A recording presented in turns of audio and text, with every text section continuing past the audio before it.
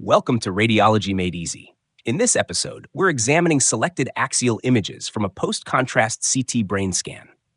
I've identified a low attenuation collection, measuring approximately 1 centimeter in depth, extending along the right side of the falx cerebri.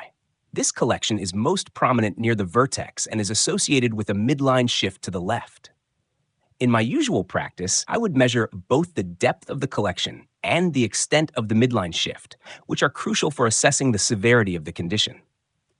Additionally, there's minor enhancement along the right border of the collection, and the adjacent superior sagittal sinus appears to opacify normally.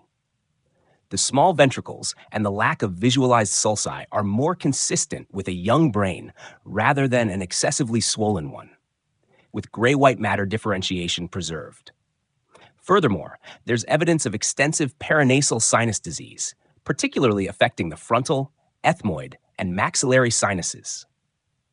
This finding raises concerns about potential complications, such as intracranial abscesses or thrombosis of the dural venous sinuses.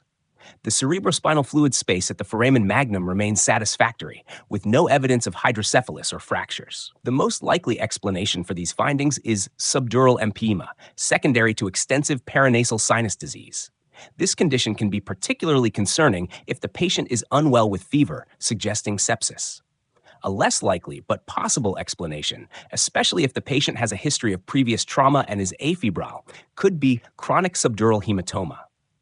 Subdural empyema is a medical emergency with a high mortality rate, and I would urgently discuss this case with the neurosurgical team. Key points on intracranial extraaxial collection. When examining these collections, it's important to distinguish between extradural and subdural collections.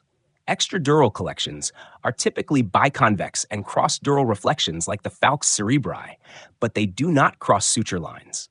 In contrast, subdural collections are crescentic and can cross suture lines but not dural reflections. Additional findings, such as dural sinus thrombosis or evidence of paranasal sinus disease, may provide clues to the underlying cause. The appearance of hematomas can change over time, varying from hyperattenuating to hypoattenuating. Acute on-chronic hematomas may exhibit mixed attenuation, while subdural hygromas exhibit the same attenuation as cerebrospinal fluid. Subdural empyema may also be isoattenuating or hypoattenuating. Subdural empyema can be subtle, especially if isoattenuating, and may only be evident on CT with specific window settings.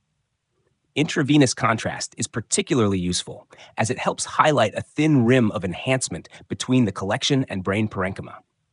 This condition often results from infections spreading from the middle ear, paranasal sinuses, or mastoid air cells, and can lead to severe complications like infarction or abscess formation in adjacent brain tissue. Thank you for joining me on Radiology Made Easy. Understanding the nuances of these conditions is vital for accurate diagnosis and timely treatment. Please leave your comments and suggestions below, and don't forget to tune in for more insightful analyses in our upcoming episodes. See you next time.